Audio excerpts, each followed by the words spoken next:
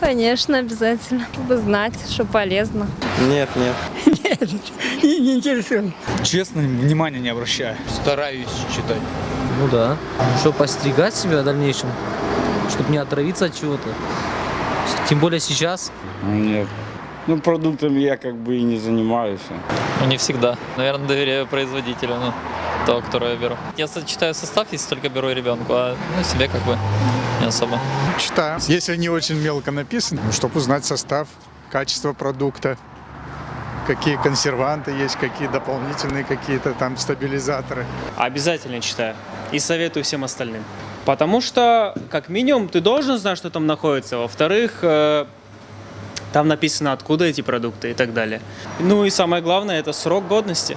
Да, читаю, чтобы свинины не было. Ну, чтобы там ешек поменьше, чтобы натурпродукт был. Иногда, да, читаем. Ну, потому что у нас очень много некачественных продуктов, которые продают здесь. И поэтому приходится читать обязательно для того, чтобы себя обезопасить, свою семью.